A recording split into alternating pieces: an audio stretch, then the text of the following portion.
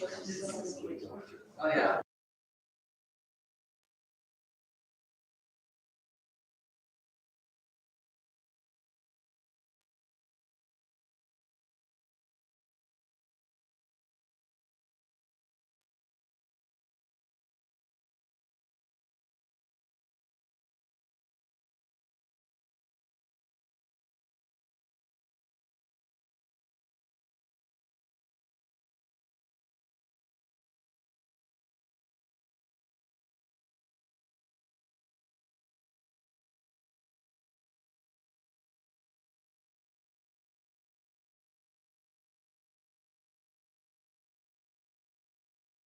Yeah, so thank you. Thanks for your patience.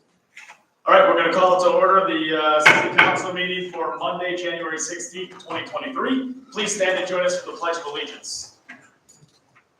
I pledge Allegiance to the flag of the United States of America and to the republic for which it stands, one nation, under God, indivisible, with liberty and justice for all.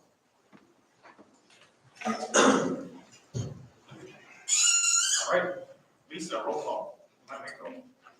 Jeff Dolkey. Here. Tracy Coach. Here. Bill Leclerc. Here. Darla Leclerc. Here. Tim Petrie. Here. Jason Ring. Here. Bonnie Shimalunas. Here. Scott Steckmeister. Here. Anna Wachowski. Here. All present, so that means we can skip over number 4 and on to number 5, which we don't have. There is no public hearing scheduled for tonight. So we will move right on over to number 6, which is input from the public. Anyone wishing to address the council on anything that's on this agenda or something they'd like to see on a future agenda, please step up to the podium, my right, your left. State your name and record state your name and address for the record, there we go. And input from the public.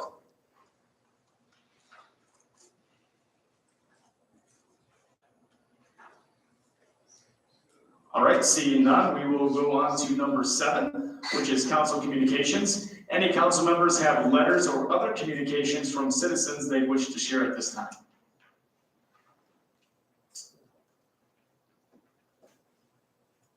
Jeff.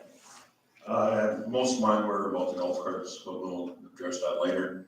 Then I did get one, wondering about the background checks, when we're doing background checks for jobs for the city. At what point are they being done? In the beginning, at the end? It's an HR individual. Just At the end, typically when we're looking at a group of finalists, or a finalist in some cases. Yep. Yep. If that HR individual has any further questions, they can feel free to contact city management. Is that it? Yep. Okay. Anybody else? I thought I saw Tracy's. Well, no, mine were all golf cart. Both Okay. via email, phone call, and 2 people on the street. Okay. They weren't on the street, I was indoors, but you know. Anybody else? I did have somebody ask, if I would make sure his point was across, but it's about golf carts, which I figure we'll be talking about later. So I will get to you later if you're listening. And just FYI, council has printouts, so you got some variety of what had come in via the city Facebook, via the city website portal, some that came directed individually to the city manager's office. A few more came in over the weekend, and today I think I have about 10 altogether that Lisa has supplied. Sorry to interrupt there. You have those. Tracy? I did have somebody ask me some questions about future road work, possibly on the area between Zlatnik and Pierce, such, and so just, this is my way of letting our city engineer know that I hope it's on our next agenda. I will send you an email specifically with a map of what the gentleman was asking about. This relates to this Zlatnik resurfacing that's planned for this year. Well, yeah, because there's a strip in there that really isn't covered, and Okay. he was asking about that, because it was, we covered some of it on 17th Street, and then with Zlatnik, it'll cover most of it, but there'll be a small piece that won't necessarily be covered. When I drove out there and looked at it, it was, you know, a little bit of a bump ride. So you're talking headed to 17th Street on Zlatnik, because it ends at Pierce, and 17th kind of ended when it came to Pierce. I think I know the section you're talking It's about. just this little curve. Yep. You know what I'm talking about, Greg? If you come 17th onto Pierce, Yep. we stopped at, kind of like at that stop sign.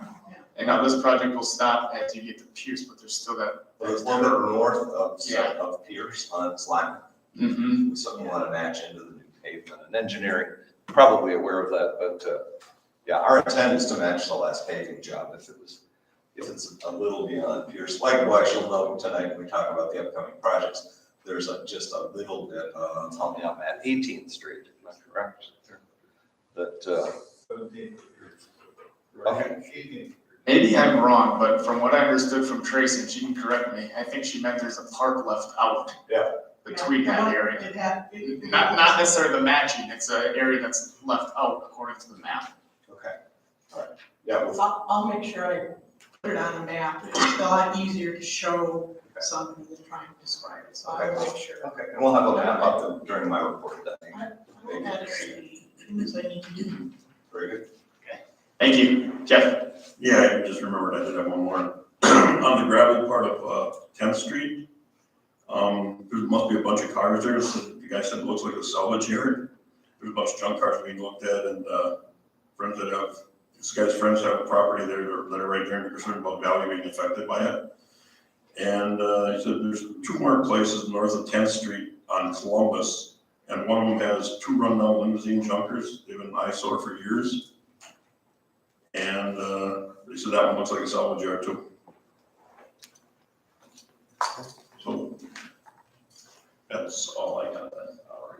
Again, council members, if there are existing conditions, I'd encourage you, in addition to reporting them twice a month at these meetings, which is absolutely fine, shoot an email to staff on those as well, so we can get on them. And maybe, we found the goats from 2 weeks ago. They were maybe 8 blocks away, but we found them. So we want to follow up on this as well as share that kinds of things. And we'll follow up on those, Jeff. They might have moved, goats. I couldn't bring everything up here, that way at least people feel like they're being heard. Oh, no, I'm not looking to discourage that at all, just looking to say maybe sometimes it could be already have been addressed, right? Just a suggestion. Your call, council member. Anybody else? Okay, I had a couple, both of which I already shared with city staff. I had a resident ask about, for some signage at the end of the Mariners Trail, once you come past McDonald's and over the bridge. We did talk with Greg, I was looking into that as well. Also, some garbage sticker theft on 24th Street, of which I had some citizens call on that. I did speak with Greg on that. We are looking at solutions, hopefully, to that. In fact, I think he's gonna also tell finance to look at even what we can do different, maybe with some garbage stickers to help prevent that. Suggestion I had was sometimes on the back of stickers, if you rip them up, it'll actually say void. And I've seen that before. That could possibly be a solution. I don't know if that would be a solution in this case. It all depends. So they are looking at different options for that. We'll look at it. It depends on whether the thief moves it back together or not. Right. We are gonna have to go to a different supplier anyway, because Crown Printing won't be doing them. And again, if you experience that, by all means, feel free to contact the police department and make them aware of it. We didn't have a lot, and I don't think we had nearly as many reports as there apparently have been instances of theft. So Facebook is lovely for sharing with the community. The police department typically doesn't respond based on Facebook postings, so that's what we're here for. That's what PD is here for. We want to be attending to that. And I know Chief Minor has advised his shift commanders to be mindful of some of those issues, notably on 24th Street that we heard about and that Adam relayed. And then one other thing, not really necessarily a communication, but something I was very proud of over the weekend. I received a badge for the Old Glory Honor Flight in recognition for helping them fundraise over the weekend, where we raised quite a bit of money. And I just want to make sure that everyone's out there and aware of that we can really change the lives of veterans. This means the world to them. If you talk to them after they get off this flight, it's a pretty cool experience for them, especially when they receive some of the letters like they did back when they were in the service. So it really is an honor to help that. So I was gifted with this neat little badge that means a lot. I just wanted to share that and bring that some recognition. I saw your picture. You did? I'm a member of the Patriot Red Cross. Okay, nice. Yep, it was a lot of fun. It was good.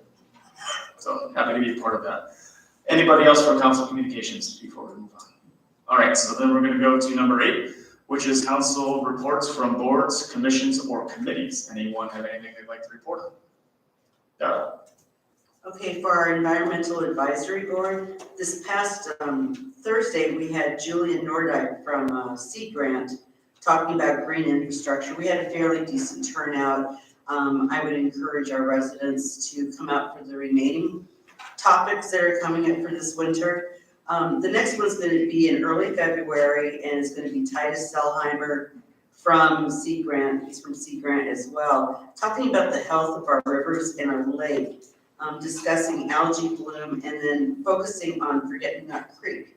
Oh, yep. So that's going to be on February 7th. And then over the next couple of months, we're going to be talking about clean water and stormwater runoff. Jim Nickelbein from Woodland Dunes is going to come and address us and talk about everything that's going on at Woodland Dunes. They're doing a lot of green infrastructure out there, just as well as new programs. And the last one is going to be on pollinators at Pollinator Gardens, which is, people are interested in that. For the Environmental Advisory Board's front yard vegetable gardening proposal, I had the pleasure of sitting down last week with the director of Grow It Forward. And she's already stepped in, is gonna help us on that proposal and help us with the like instructions for people and make it very, very easy for them to follow along. It's a lot nicer to have her helping because she's already got a lot of this stuff in the can, whereas we would just be reinventing the wheel. So she's gonna be very, very involved. She's really excited about it. So, and then for Main Street, first of all, I just want to say that we're always looking for citizens to sign up for our committees. We have economic vitality, design, promotions and marketing, and community engagement. So just think about it. You could always get in touch with Jason over at our Main Street office on Washington Street. We did talk about the city council seat for the representative of city council, and it looks like it will just become a advisory role, so we don't have the same issues we did not that long ago. So that's one change that's going to be made. Jason continues to meet with business owners, and they are becoming more involved and active with Main Street. He's doing his weekly communications, which are up to 175 bid members. And sponsorships, we're always looking for sponsorships, whether it's for the Main Street organization itself or for events. There was a ribbon cutting at Heroes Venture Arcade, so that was nice. It's the old UFO. Just to let you know that February 11th, we're going to have Sweet Street. Historically, we've always had 2 wine and beer walks during the course of the year. And it was decided that for the spring wine walk, we would forego that and do a Sweet Street. And you can find out more information from our Main Street office, but it's more family friendly and it really sounds good, especially with the different businesses that will be participating. So find out more about that if you'd enjoy it. And then March 10th is the Great Trivia Contest. And last but not least, I wanted to just really promote our banner art program. We put out a call to artists, and right now we've got space for 28 banners.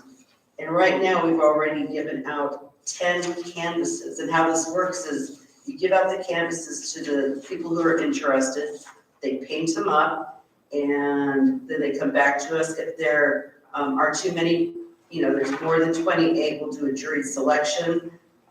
The artwork itself gets scanned and then made into banners, and we've had a lot of success with that in the past. And this time we're really getting the word out broadly. and we're really promoting it, but I think that that's gonna be a wonderful thing. You have to get your art back to us, what is it, it's May 10th, May 9th, something like that. something like that, Jason, you got the information. But there is a slight fee to it, but contact Jason for us and get your art on, it's a fun program. No, February, March 15th, that's what it was. March I 15th, did you have to in get the March, art in. was what I'm confused, but yeah, March 15th. Okay, So a little sooner this year so that we have more time and get them up a little early. right. Sweet Street sounds like a great event. I know you said it's family friendly. Do they sign up individual or family or either or? Just for those? Either or. Okay, so you can just say X Yeah, family. So for $10, you get a box and you get to get a treat from each place that's participating. 10 is a lot of treats if you're gonna go eat them yourself. Big boy like me can probably get 8 down, or 8 or 10 down, but you can also share it with a family or go as a couple and share the treats. Or you can go by yourself and eat a couple and take a bunch home, so. Okay, so a reminder, that is a family friendly event. So if you got a family, young family, old family, doesn't really matter. Everyone likes sweets. Get yourself signed up. You can do that at the Tourism Main Street office. And you can get tickets at our office and in Schrader's. Okay, great. That's 2 locations. We like it. Anybody else? Boards, commissions, or committees? Anyone need to report on anything? Okay, I will report on our rec board. We had some public input on the Nashotah Park Master Plan. All of it went fairly well. We had a lot of good feedback from citizens with different options that we could do at the park. We did vote for the placement of the new $400,000 playground, which I think was unanimous, or maybe there's one that said it, but I think it was unanimous. Mike's shaking his head. We think it was unanimous vote as its placement, which is good. And the rest of it, we kind of left open as we discussed parking, how much, where, and I know staff is working on that between Mike, Matt, and Greg, looking at some solutions as to the best way to go about parking and how much of it, before we kind of finalize that. So great job by Blake from Architecture, who's been assisting us in this project. If you remember that name, it's the same person that did the design work at right across the street here for Project 365. So a lot of good things happening over there. That pretty much was our whole meeting there, so. Yes, Bill? Now you're talking about the park, now this project's, this isn't gonna happen this year, this is gonna be in the future. Yep, this is a master plan, so the only thing that's gonna be going this year is what we had budgeted, and that will be for the new playground equipment. Anybody else? Okay, city managers report, Craig. Okay. We have an invited guest. Actually, we do, yes. I'd Awesome. like to invite up to Like- the mic Heather Eilenfeld, our senior center director.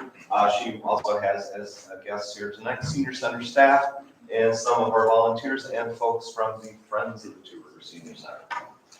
A lot of new faces over at the senior center this past year. Like that. Yeah, come on up. Come on up, join the Good party. evening, everybody, council members. Over the last year, the face of the senior center has completely changed. We've overhauled all of our staff. I have been with the senior center for 9 months. Mary's our nutrition director. She has been with the senior center for 5 months. And Megan, our program and events coordinator, has been with us for 4 months. We've had a lot of learning that we've had to do in these past months, and we've most of all learned from our seniors.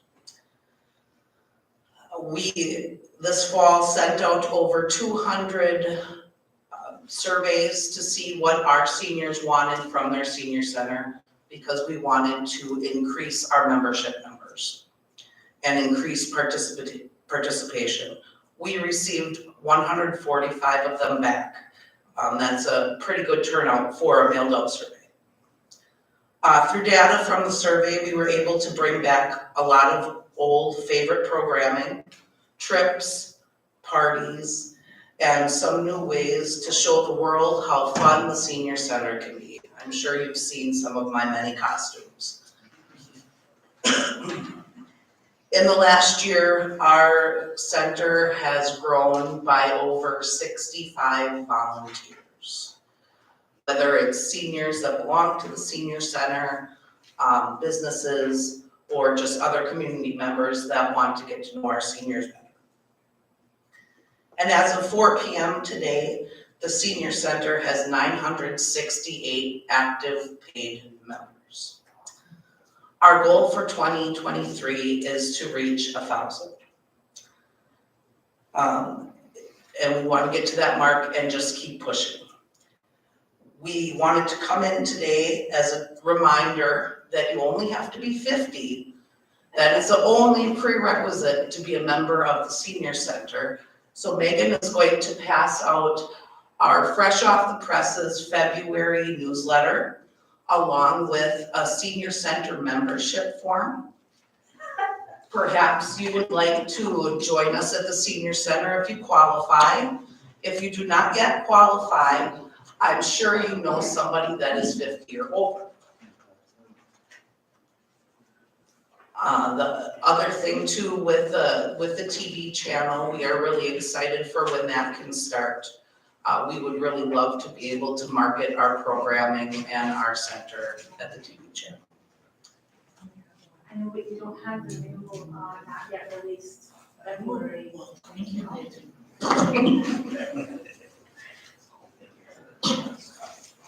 It's an advance copy. You're welcome. Thank you, everyone. Thank you.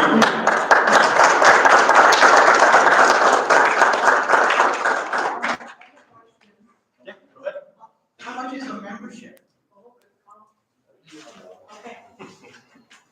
An annual membership for an individual is only $15 a year, and a lifetime membership is $225. So the younger you are, it would be better for you to pay that month rather than think about. I should pay that in advance, huh? I did, I was like, everybody remembers I just gave them lifetime. Just write the check, right? Great things happening at the Senior Center. Thank you for being here tonight. Thank you. I'll just put $50 away. Okay. Here. Great. But, I have a relatively brief report tonight. We have a fairly lengthy list of ongoing and new recruitments, however. We continue to be recruiting for a public works superintendent that is open until Phil. Public Works Administrative Assistant, I can say at this point, a finalist candidate has been identified and backgrounding is going on right now. Hope to be able to make that announcement shortly. We'll see. We are currently recruiting with applications due by February 6th on fire chief. And sadly, since the last council meeting, we did get notice, and I shared with council that our city clerk and human resources director, Jamie Jackson, who's been with us for going on 2.5 years, is leaving us for another position effective Friday, February 3rd. So she won't be back for any more regular meetings, but we will be certainly honoring Jamie with a retirement resolution. Those are some big shoes to fill. She's done an exemplary job and both jobs, and has brought Two Rivers a long way in just over 2 years. It's really is. Applications for that position are due February 6th. Is your mic on, Greg? I'm sorry. Is your mic on? I don't Oh, want I'm sorry. You know what? I muted myself earlier. Sorry. I was checking the audio on our broadcast. Thank you, Mr. President. And then Recreation Supervisor Ethan Jones, who has been with us for also over 2 years, has taken another full-time position, and he is done effective this week, the 18th. So we are getting ready to recruit for that Recreation Supervisor position. So hope to have some positive updates to provide to you by the next regular meeting. And more challenging to hold on to and recruit good people these days. Not making excuses, but it's not a situation unique to the city of Two Rivers. These are some of the wonderful graphics. We hope to continue those. Those was one of the things that Jamie added to the mix here with some of the graphics packages. So our ads look interesting, as well as the specific content. We've gotten a lot of good feedback, including from other municipalities that have taken note of our ads. Central Park West, the weather's been with us after that nastiness at Christmas time when the stage components got delivered just before Christmas. So work on that Schmidt Brothers stage is well underway. Great work by our city crews, primarily Public Works and electric utility out there, but also some safety equipment and other site work by Parks and Recreation. That has slowed down a bit now with the weather and maybe a change in weather coming up. You probably won't see the base of the stage poured until more spring conditions, but certainly the stage has taken shape. Mike Mathis and Lisa and I had a conference called, a Zoom meeting with the extended Schmidt family last week on some of the donor recognition and plans for their dedication event. Mary Jo Schmidt's mother, a widow of one of the quartet, visited up to the site last week, got her picture taken with some of the public works guys, and was thrilled with the progress that's being made there. Also happy to report that last week, Monday, we had a pre-construction meeting with representatives of the general contractor, Vinton Construction. They plan to start work the week of April 3, hopefully that Monday, and right now are identifying a completion date in mid-June. I'm still gonna say by the end of June. And that's great, because again, we committed, knowing the city was doing most of the work on the Schmidt Brothers stage, to an event where the Schmidt family could dedicate that structure on Saturday, July 15. I'm thinking we may be looking at a weekend-long celebration that dedicates the park on the 15th or the 16th. That's kind of late breaking, but that Sunday coincides with the annual concert of the Lakeshore Wind Ensemble in Central Park, which is always a very classy, very nice presentation. We've been in touch with them because logistics will be a little different with the stage. There are about 60 pieces, so some will be on the main stage and some on the lower tier in front. But stay tuned. Without taking any of the thunder away from the Schmidt Brothers stage dedication, I think that weekend of the 15th and 16th makes a lot of sense for an overall dedication, because the sooner that park can be in use, the better. Elizabeth is working away on the Vibrant Spaces grant application to the WEDC that's due by the end of the month, and revenues keep coming in, notably from paver sales. And I think Blake at Park Detector has completed, or is near completing, the design to add 2 more paver fields in front of the stage, because otherwise we're like 90% of the space for pavers has already been subscribed by people making donations. Good problem to have. So it's coming along very nicely. Those pavers, that's a lot of local work being done, is it not? It is. The pavers are being purchased through Hoffman Monuments. They'll be doing the engraving. They recommended an area installer who has done other work that Hoffman's familiar with. Likewise, Lisa and Mike met last week, I think Matt as well, with a local mason for the stone veneer cladding on the columns of the stage and at the base of the 2 new Central Park digital signs, which aren't budgeted as part of the park project, but are also part of this year's capital budget. So that's local. It's not only an awesome new park, but a lot of local hands, from DPW to Vinton to Masonry to Huffman Monuments, do a lot of the work on this park, so that's even more incredible. A lot of people have, hopefully over the next 50 years, are telling their kids and grandkids They worked on it. they were part of that. I was just in the Dells this last weekend, and they have a downtown park somewhere. I was with less green space, more paved materials. But it's, I mean, I put ours right up against what they just completed in the Dells. This is gonna be such a cool project here. Good stuff, right in the heart of downtown where it belongs. Adam had referenced earlier the master planning process for Neshota Park and Beach. That is ongoing. Great work by the advisory rec department. Honestly, my hat's off to our Parks and Rec director, Mike Mathis, and Adam as chair of the advisory rec board for what I thought was a very well handled public input session at advisory rec board last week. There were about 20 members of the public there that had concerns, a lot of neighbors that had questions. Jason was in attendance, and I'm not recalling further. And Jeff is on the advisory recreation board as well. Those were pretty well handled. I think some of the changes that might mitigate toward maybe adding just a little less parking. I was glad to hear neighbors say, we don't mind if our street's parked up. I think I heard that. Some weekends in the summer, as opposed to devoting more of the park to asphalt. And overall, and there was some, there's been a pretty thorough vetting of discussion just prior to the Packer game on Facebook Sunday before the rec board meeting. And there were some misunderstandings out there that were clarified through that meeting. The overall master plan will come back to the advisory rec board to be finalized, will come forward as a recommendation to city council. Again, the first big piece of implementation, the new playground at Neshota. We expect to be bringing bids within a month here to council for action, along with a request to affirm the advisory rec board's recommendation on the location, which is in the infield area of what is now the Neshota Diamond. So some good planning work going in there. And again, it doesn't mean that the ARB or staff is hell bent on going out and spending all kinds of taxpayer money on the park just like that, but it puts you in a lot better position for capital planning, for seeking grant funding through DNR. It just makes a whole lot of sense, especially when it's the jewel of your park system, which Neshota is. Those upcoming street projects that are in the 2023 budget, reconstruction of Lincoln Street from 17th to 22nd is depicted on the map here. The resurfacing of Zlotnick Drive from 17th to Pierce. And then there is a little smidge of 18th Street from just east of Garfield over to Zlotnick as depicted there.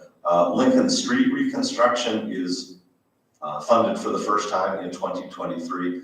The Zlotnick resurfacing and that little bit over on the 18th are essentially a carryover from a project we didn't get completed in 2022, in part because it would have been pretty messy with 17th Street running as late as it did on reconstruction.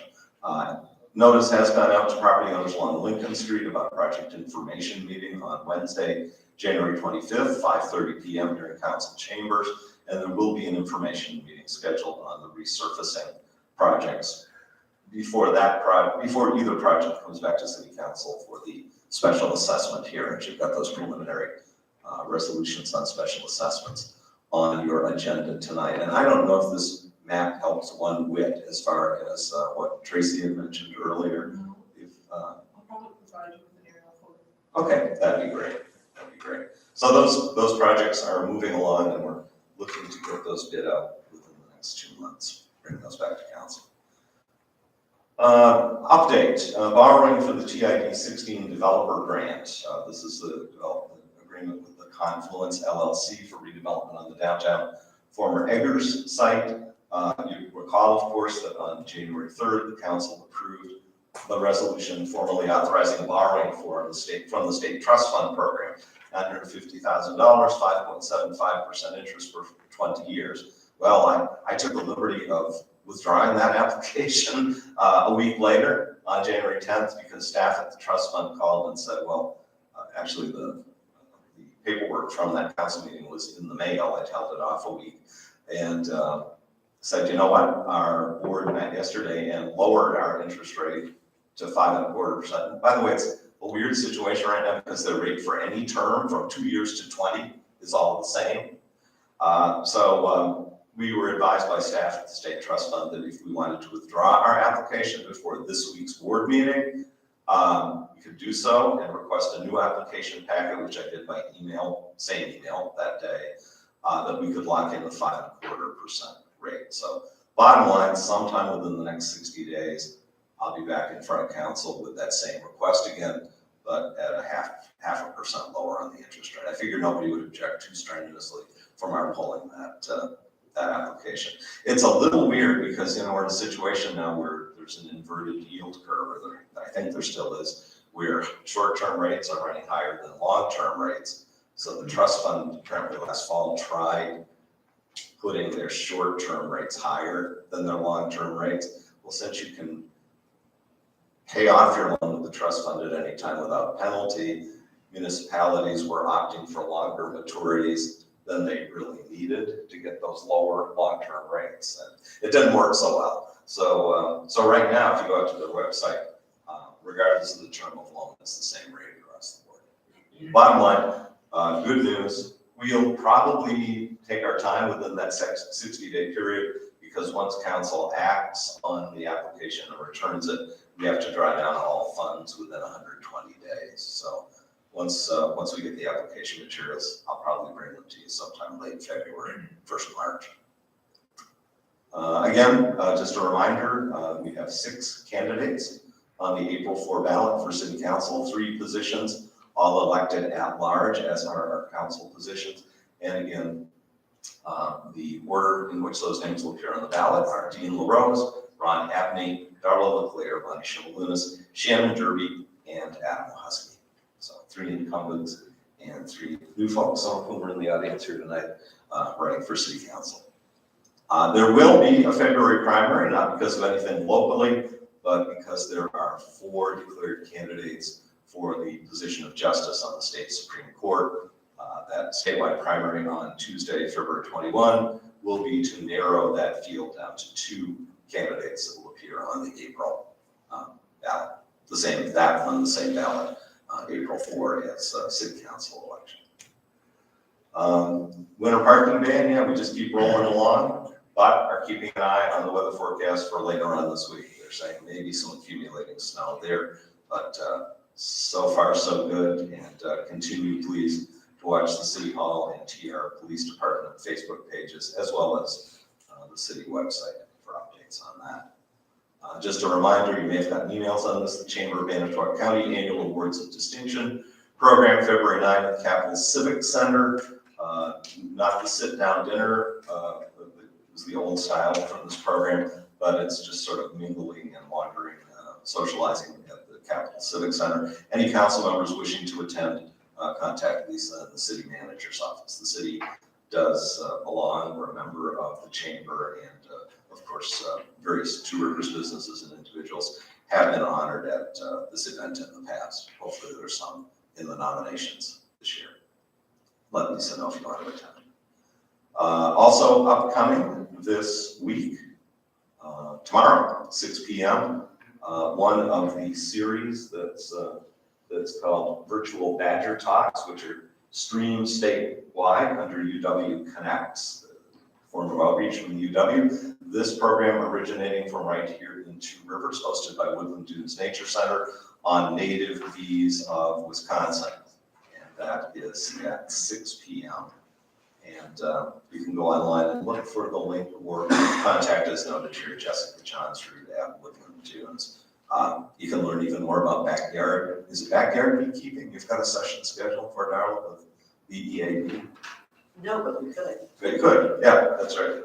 So learn more about bees, and we have some fairly rare bees in our midst here at Woodland Dunes. I don't recall, it's a rusty bumblebee or something like that. So also chance to get out to either ski or hike. That's still kind of up in the air, depends on Mother Nature. Out at Point Beach State Forest, Saturday, January 21, a week from, actually next Saturday, 5 to 8 p.m. Lots of good information there, and that's brought to you by Friends of the State Forest. We continue to do these spotlights on business, just featuring the most recent one here on Casa Mexico, which is obviously loved based on the 300 or so Facebook comments that appeared on that post. Our social media person will be back in town this week, and I know there are several business visits lined up to continue working on these features. So a good feature, I like it a lot. Yep, and anybody who's interested, if your business hasn't been featured yet, certainly contact city manager's office, we'll get it. Assuming it's legal and in Two Rivers, we'll get it in the queue to be featured. Good stuff. I also wanted to mention, under the heading of economic development, we did have the closing on the city economic development loan to assist with the ongoing renovation at the Hook Lanes and Games, former Rudy's Lanes, 1916 Washington. That happened on January 5th. So that is moving forward. I'm glad that the city, through our Business Industrial Development Committee, is providing some assistance there. And finally, would just take note that although we were working here today, this is the Martin Luther King Jr. federal holiday, and take note, pause to take note of the words, deeds, and honor the memory of Martin Luther King Jr. That's my report for tonight. Thank you. Good finish, thank you. On to the consent agenda. Under A, we have a presentation of minutes. There is one. It is for the regular city council meeting on January 3rd, 2023. The recommended action is a motion to waive reading and adopt the minutes. Under B, minutes of meetings, there are 5. The recommended action is a motion to receive and file. Under C, applications and petitions, we have 3. We have an application for an operator's license recommended for denial by the police chief for Adam E. Gauthier. The recommended action is a motion to deny the application based on the recommendation of the police chief. Under 2, we have an application for an operator's license recommended for denial by the police chief for Delbert Q. Edwards Jr. The recommended action is a motion to deny the application based on the recommendation of the police chief. And finally, at 3, we have an application for a temporary Class B retailer's license from the Knights of Columbus, 1957, for the Knights of Columbus Annual Cornhole Tournament, February 4th, 2023, at the Two Rivers Community House Lobby and Gym at 1520 17th Street, Two Rivers. The recommended action is a motion to approve the application and authorize issuance of the license. Under D, we have department reports for December 2022. There are 9. The recommended action is a motion to receive and file. And in E, we have finance reports for November of 2022. And there are 4. The recommended action is a motion to receive and file. And finally, under F, a summary of verified bills for the month of December 2022 for $2,865,880.40. The recommended action is a motion to receive and file. The overall recommendation for the consent agenda is a motion to approve the consent agenda with the various actions recommended. Looking for a motion on the consent agenda. I'll make the motion to accept the consent agenda with the various actions recommended, including the 2 recommended denials of the police chief. Okay, thank you, Bonnie. I heard a second from Jeff. Any other council discussion on this one? Just by way of comment, obviously, Chief Minor is available if you have any questions, but there's pretty thorough documentation in the packet as to both denials with applicants having a conviction history for offenses substantially related to the licensed activity, and both have been afforded the opportunity to present additional information showing evidence of rehabilitation, which the chief and or the council could take into consideration. Those have not been forthcoming. I expect you all looked at it, but I did want to note that for the record. And for folks out there, these aren't recommendations for denial that are taken lightly, and PD has attempted to work with, as they do with any applicants, to give them a chance to show evidence of rehabilitation. In which we have done that before, so yes. Any other council discussion on this one? Bonnie? I would like to just, when I was reading the minutes, say something about Mr. Sukawati, who mentioned that the intake was freezing up, and that was terrible weather, and he wanted to recognize his staff for dedication. No, is that right? Yeah, dedication. That they put into working toward getting a resolution. You know, I've been around enough that I know that the staff that works for Public Works, the utilities, the electric are very good. I think they are. I realize I don't like our electric bill going up either, but they really are good at doing their job. And that Christmas holiday weekend when it was so cold, and that, is frazzleitis the right term, Andrew? Yes. Was encountered, that's a scary situation when that obstructs. You may figure the intake's a mile out in the lake and 24, 25 feet of water. But periodically happens with utilities along the lake. And thank you for pointing that out, Bonnie. Kudos to the staff. Yeah. Anybody else? See none, all in favor indicate by saying aye. Aye. Anyone opposed? All right, brings us to 11, which is city council formal items. The first one under A is discussion of golf cart regulations. Recommended action is direct staff to prepare an ordinance amendment to make current city ordinance consistent with state statutes regarding streets where golf carts may be allowed. Any other changes are at council discretion. I'll let Greg walk into that one where we do have overlap there between the state and our city ordinance. The council members will recall back at the November work session, council discussed revisiting the ordinance allowing operation of golf carts on city streets. We've had plenty of opportunity to communicate that out to the community with the utility billing inserts, with a direct mailing that went to the 51 registered golf cart owners of golf carts that are registered in the city. That went out last week in advance of this meeting. Council members have the 10 or so written comments that were directed to council as a whole or to the city manager's office. I know some of you may have heard individually from folks. We did recognize, as we were reviewing the ordinance and putting it next to state statute, that we do have an error in our current ordinance. I think our current ordinance, to back up, our current ordinance says that golf carts may be operated on city streets with speed limit, not exceeding 35 miles per hour, at or below 35 miles per hour, 35. That probably is valid for neighborhood electric vehicles, which we have a different section of the code on.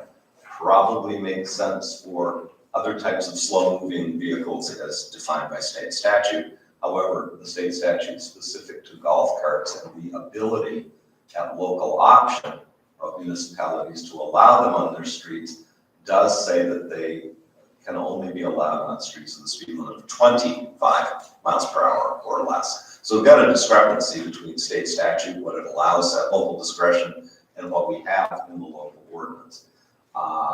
This obviously is not the product of the new CAD system. It's the city manager with a magic marker. But if you look at the lovely map of rank amateur and boomer, the yellow highlighted routes are those highways or streets in the city with speed limits of 45 miles an hour. Memorial Drive and the northerly parts of Lincoln Avenue. Those highlighted in orange are the areas within the city limits that under our current ordinance are legal, however, are not legal under state statute. So that would be primarily Mishka Road, Highway 147, from 35th Street out to the city limits on the north, all of Columbus Street, and then a section of Highway 310, Hawthorne Avenue, from just beyond 18th Street to the city limits beyond Columbus Street. Likewise, Woodland Drive out to the Woodland Industrial Park, but I'm not sure how you get there anyway. You could trailer your golf cart out there and go up and down Woodland, I guess. But those of necessity should be added through an amendment because obviously we want our ordinance to be in sync with state statute.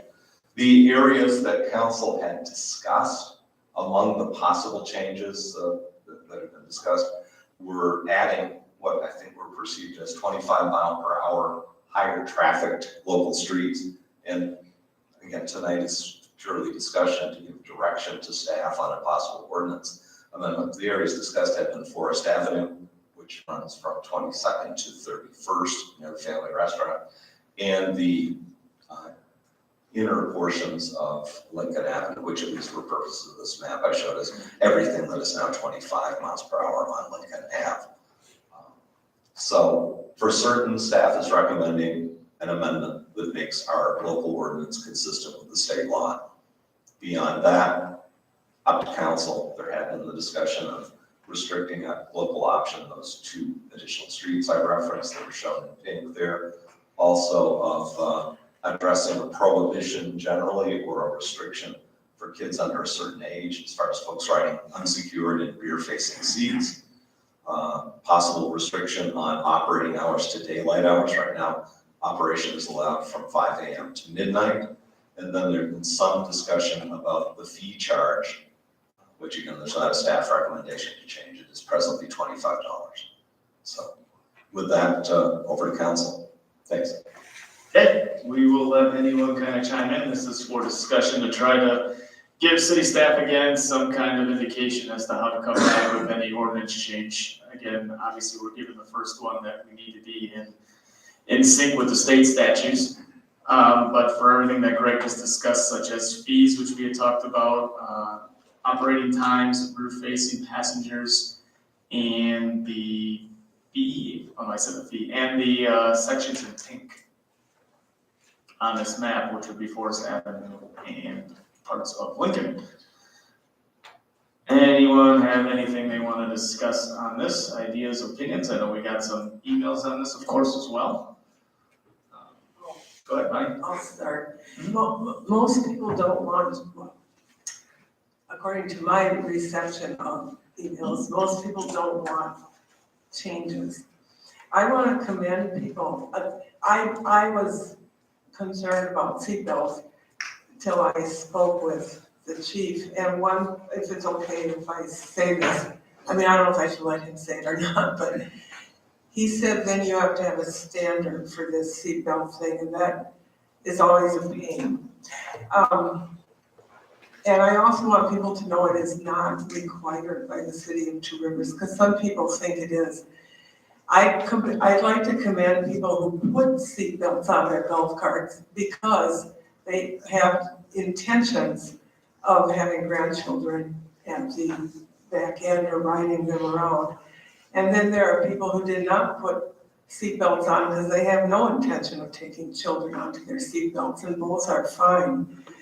But I also want to recognize two people who wrote in, one giving a history of the golf carts, and the other person saying they were never intended for the street, which is true.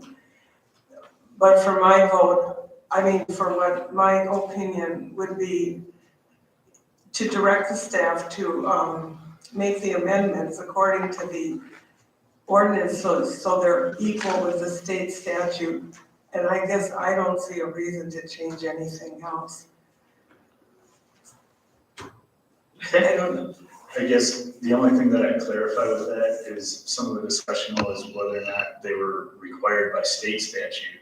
And currently I find nothing to suggest that there's restrictions as far as seatbelts Right, with state statute. right. And similar to other things that are allowed, if a four-wheeler was on the road, for instance, you're not gonna have a seatbelt on that either. So they weren't made by the manufacturer. And in some cases, some of those have seatbelts from the manufacturer, most don't. And I have talked to some people that have gotten seatbelts added onto their golf carts, but my concern was that we'd have to have some sort of standard. So I don't know what standard you'd have as far as a restraint system, because they weren't intended for operation on the road or a safety factor like vehicles are. They're held to a standard that you have to meet. I don't know that golf cart aftermarkets would be. That's something that you guys would have to decide. I think there's a concern there about the city or the police department as part of the city making any determination as to the adequacy of an aftermarket product. That's a place pretty clearly we don't want to be. Okay, anybody else? Tracy? Like Bonnie, I went and did some research as well, and I feel like I owe an apology to everybody who owns a golf cart, because I didn't look at the actual ordinance. So what I did is I downloaded our application, and I was about to fill it out, and I read through here, and the only thing it doesn't include are the seat belts. And then I went and looked up obtaining seat belts for golf carts, and they range from anything from $60 on up to $300, depending on what you want. And there is no standard anywhere for them as far as whether they are required or not. I did highlight, this is one, because one of the things we're concerned about was traffic. And it says here that the golf cart, and we've had this, I think, in one or more of the emails that said golf carts have to yield the right of way, which would explain to oncoming or motor vehicles, which would explain why it looks like they're weaving in and out. I know when I'm on a bicycle and I have to go through, I do the same thing. I want to ride on the sidewalk, but I can't. Yeah, I know, exactly, and I'm not, I admit it, I'm not very steady on the bicycle, so, I want to get out of the way so I don't fall on somebody's car. But, I agree with Bonnie that we definitely need to be up to state code, and, beyond that, I don't think I'd change anything. Okay. If I could just clarify that too, that was I think our intention was correct, but I think we misread that. Or there was a little bit of deciphering or dividing of that statute, because it refers to low speed vehicles. was the term, and it's the LSVs that they refer to, that those are able to operate on 35 miles or less, where golf carts aren't considered those. And from my reading, it's hard to determine what exactly would be that low-speed vehicle, but it does describe that it would be basically anything more than a golf cart, something that has an intended speed of 35 miles or more, but isn't a UTV or ATV and isn't a golf cart. So, for what it's worth. Okay. Jeff? My biggest thing in all of this is the safety of the riders. 40% of all injuries involve kids, 40%. And over the last 20 years, injuries on golf carts has gone up 300%, most of which was kids. Kids 12 years and under should have to have a helmet on. I mean, I don't remember, do we have it in our ordinance for bicycles that you have to have a helmet as kids 12 and under or not? I don't believe so. Yeah. It's not a statute. Right. But it wouldn't be a bad idea. I can't say that I found any other ordinance. I looked through a bunch of different ordinances on all of these things. I haven't found anything on helmet. I did see some that said something along the lines of nobody 10 or under. For instance, I think that'd be hard to enforce and figure. We've talked about that. I think Adam was one that brought it up as far as a bicycle issue that we were investigating. So I think you'd have the same concerns dealing with golf carts in that manner. One thing I do like, I guess I would suggest, is I've seen ordinances that describe as far as any child requiring safety seating equipment, such as a booster seat or an infant seat, that you follow statute there as well. I could see that being plausible and easy to enforce because that is 8 years or 80 pounds. Some of you that have kids may recognize that from the past. That's a little bit easier to enforce, or maybe we don't allow that. That was another thing that I was thinking too is, I mean, kids, up to 12 years old, they have to be in a booster seat basically in a car, so. This should not. I think if we held it to that statute standard, I think that'd be pretty easily enforced, 8 or 80 pounds. And also, according to the Highway Traffic Safety Administration, they suggest that children should be prohibited from using or being passengers on a golf cart. That's coming from them. Because there's too many different ways. If the golf cart manufacturer says that you shouldn't have a seat belt because there's no ROPS, rollover protection system. So they're kind of playing both sides of the coin there. You know, they want both ends of the battle, but according to the Highway Traffic Safety Administration, they suggest that kids shouldn't be on. So that's something we need to also look at. And another thing I know people say when we have our complaints and everybody says, well, then nobody ever goes to the police. Well, it's hard to get those numbers. I think that if we're going to continue with anything, that, you know how big the boat stickers are? It would be an easy way for us to do it. Just say GC and then start your number counting. The 3-inch numbers and letters, both sides of the cart. So if somebody has an issue with them, it's easy to recognize. It's easy to recognize a couple of numbers and the GC, you guys know automatically it's a golf cart. Yeah, I know you guys all got the same correspondence I did. I think one of them from, I think it was Gene Andrews, I think had referred to something similar to that, where I thought that was a plausible idea too, is having it so it's more recognizable as far as both sides of a cart, to be able to make that complaint if there are those complaints. I also find it tough though, however, I think she also describes in there that up until now, all those complaints are hearsay for the most part. You know, whether they've been brought to you or been mentioned to us. Again, I find it hard that you can't get any sort of description on, you know, the very limited amount of golf carts that we have. We have 51 right now. And when I've heard these things, we haven't had any sort of description, no numbering, no amount of people, really nothing to go on. So that makes it a little bit harder to enforce. It's pretty easy to come up with a description. We get those with bicycles too, where we have those same conversations. And also when we were talking about the daytime use only. I still think that's, because of the safety issues with them, I think that's a good way to go.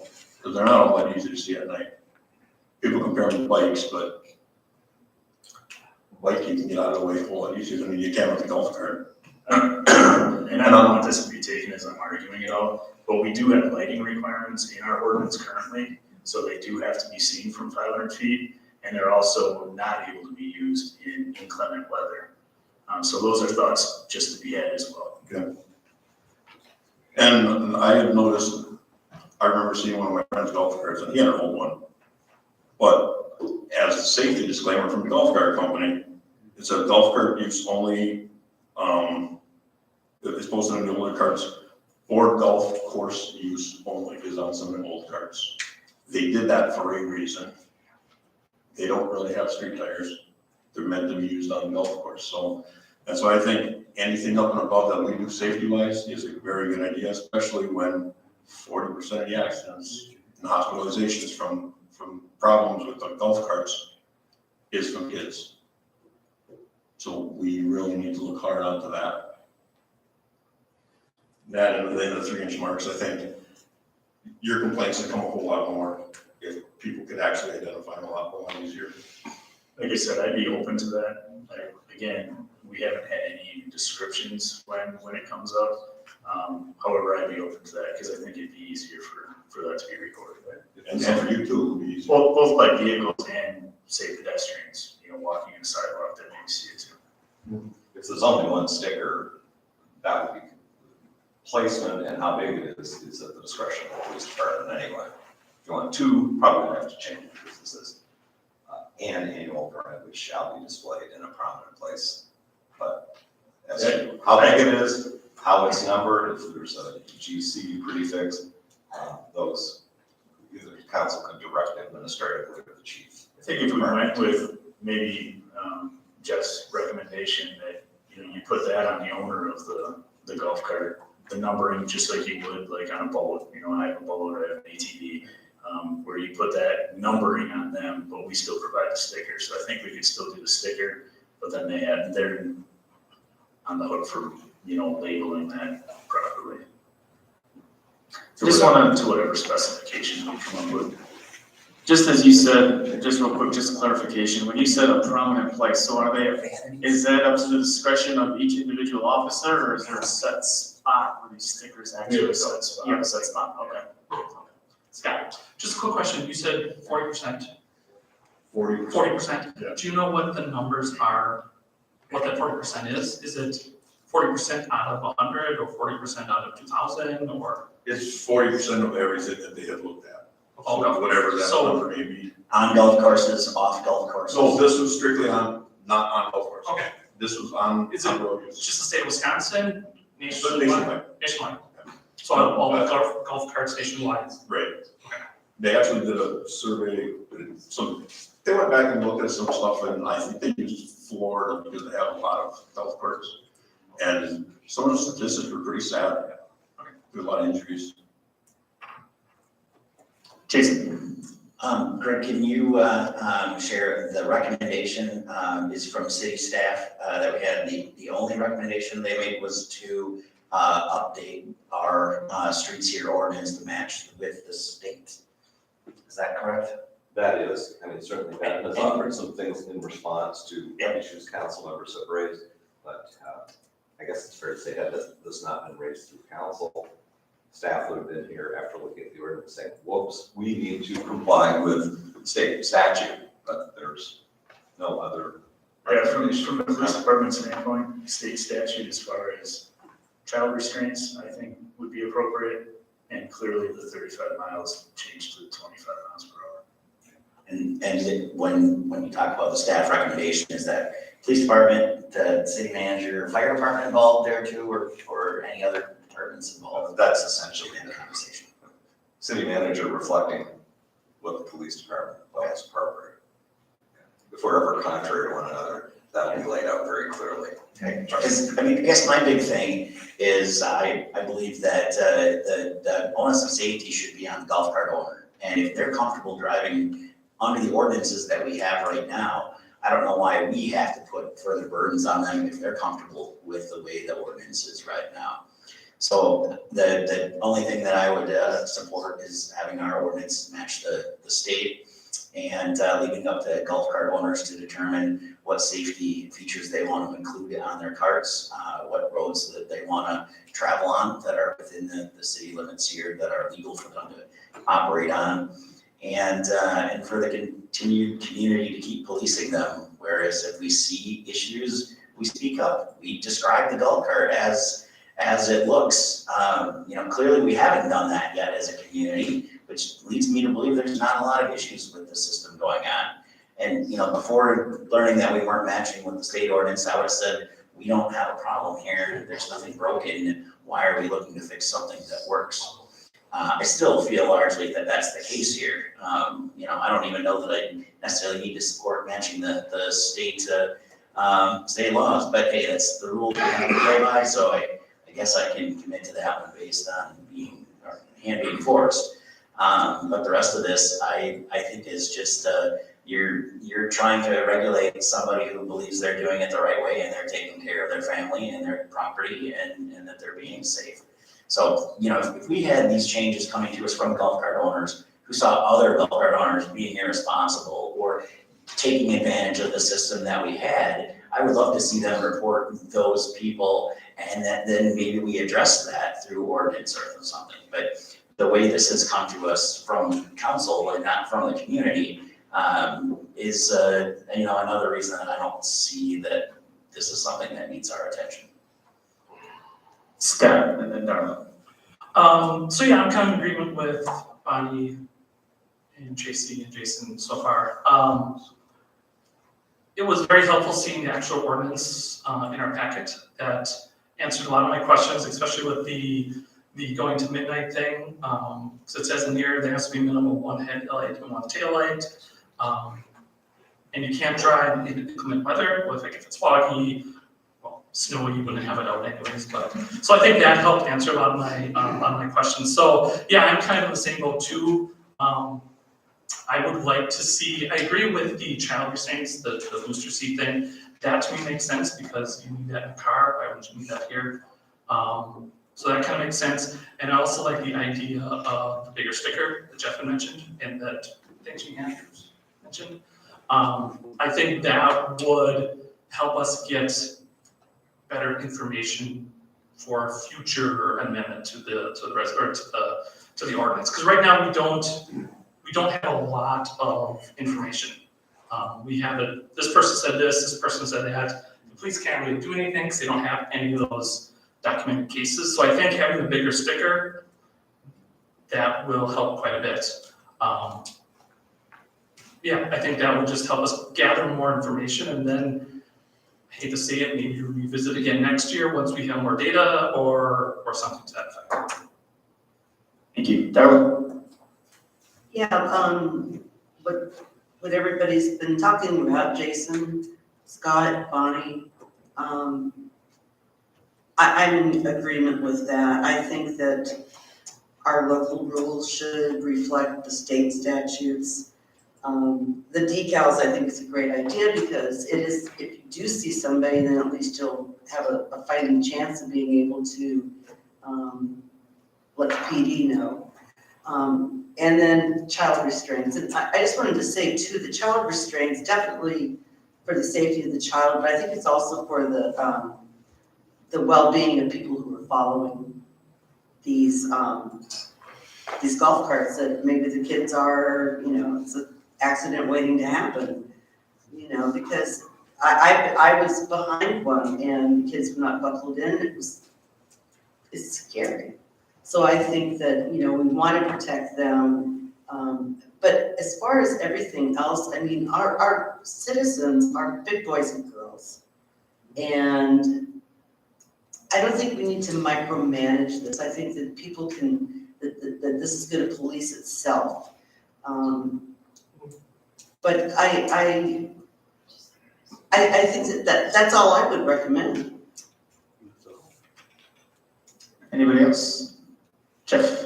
Still feel we need to err on the side of caution because statistically speaking, something is going to happen. And I don't wanna have us all sit here and say, oh crap, we should have done that. Now we're opening the door, so we should probably go up and above a little bit. Especially when you have the highway street traffic safety administration saying that they don't think it should even be on. Well, that should tell you something right there. Just something to think about. Absolutely. Anybody else? Bill? I pretty much agree with what everybody said, and as far as, I think that there should be restraints on rear-facing seats. I think for the kids up to 12, they probably should be restrained. We should have had that, but the thing is, everybody's saying, I don't wanna act like I'm somebody's nanny and I gotta tell them that they gotta put their seatbelt on in their golf cart. They don't, they got little kids, they should probably think for themselves that it's a good idea to put those on. But if they don't wanna think for themselves, they should. I guess that's the concern I have, is if we say, seatbelts are required for a certain age, then what, we have to do the inspection for those, so what is going to be the approved seatbelt or the approved restraint? I think it'd be easier to say that, like I said, 8 or 80 pounds, if you have to be in a booster seat or a child seat, you just can't be on a golf cart. Simple as that. Anything over that, you can ride and stay seated like it states in the statute, in the ordinance. That'd be the only way to do it, and avoid, again, having to make a judgment at the local level that we're not really equipped to make as to the adequacy of a child restraint or a child booster seat. And I don't know that we want to be in a position of, affording just one marketer or one manufacturer as the specific one, and then, they're the catch-all. And I don't know, maybe that's a talk with Jack, but I don't know if there's a liability issue or something we take on at that point or not. Usually with adopting an ordinance, it's considered to be a legislative act on the part of a municipality, and for those acts, municipalities are generally immune from liability. Anybody else? Okay, we're not open to the public, I'm sorry.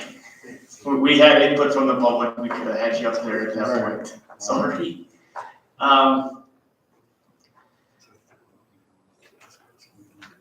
It was a lot of good discussion, I think a lot of well-meant points, looking out for the safety of our residents, especially the minors. I do agree with Ben and a lot of other people that stated the fact that we should have safety restraints for those that are 8 years or 80 pounds, definitely. It's a law when you ride in a car down any roadway. I don't see why the state would have left this out, actually, quite frankly, to begin with. It makes zero sense to me. Quite frankly, I'd like to see any minor, period, have a safety belt, but if we're not quite that far yet, I'm okay with leaving it out if that's what we want to do. But again, it's click it or ticket for any other vehicle you ride on our streets in the state of Wisconsin. This should be a state of Wisconsin thing, quite honestly. It should be before us in the first place.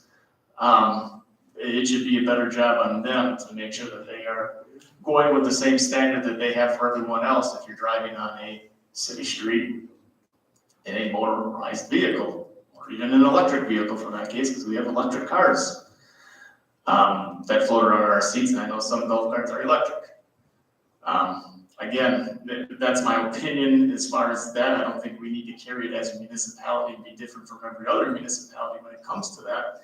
But as far as 8 years, 80 pounds, I would be very, very happy to see that go into the ordinance. I also feel that headlights and taillights should be installed. If you don't have either one of those, you can still operate your golf cart. You can't do it after sunset. And I think that should be the safety for everybody else that's driving on the roadways, much like it is for any other vehicle. It's a safety thing, otherwise obviously we wouldn't have it. And if you have a taillight burned out, the police department kind of pulls you over because they want you to have it too. And I just think everyone should just be in the same playing field when you're using the same roadway. Not happy with rear facing, I'm not sitting here saying that we need to get rid of it either. I think, like some other people on council said, they're big boys and girls, they want to take that risk. Take that risk. I guess as much as I don't want to be driving behind you if something happens, the risk, I guess, is on you. We're not going to babysit your every last move.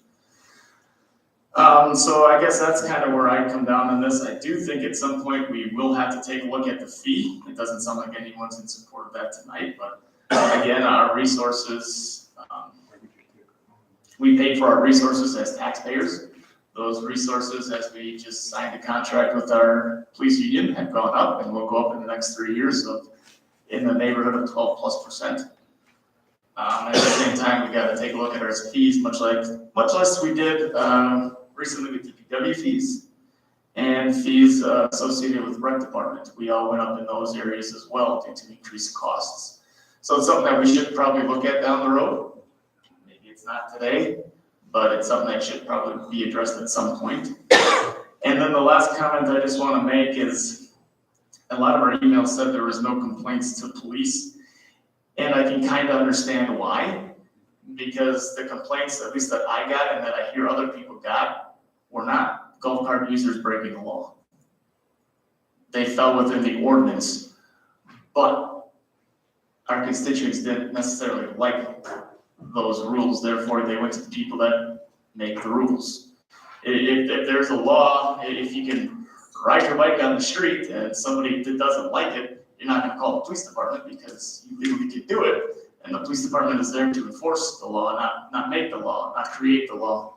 So they kind of went to the people that created the law saying, hey, can you take a look at this? Because the golf cart users are following the law that you have on the books, but we don't really care for it. So I can see why they didn't necessarily go to the police department, because I guess it really wouldn't have made a whole lot of sense, at least in my head. So that's where I come down on. That's my final thought. So, with that being said, it sounds like everyone is in support of following state statute, which I would highly recommend, of course, because, correct me if I'm wrong, but I would assume if you got pulled over from a state trooper or a county sheriff, they could enforce that law because they follow state laws. That would be my guess. I would presume, yeah, so I mean, the only time you wouldn't get a ticket for that is if the city cop saw you, but if anybody else saw you, you would be getting a ticket, which would be unfair to our citizens to expect one thing when they saw us and then another thing when they saw a state trooper. So I think that's obviously good policy to follow state law. Again, I saw a lot of support for safety restraints for 8 years, 80 pounds.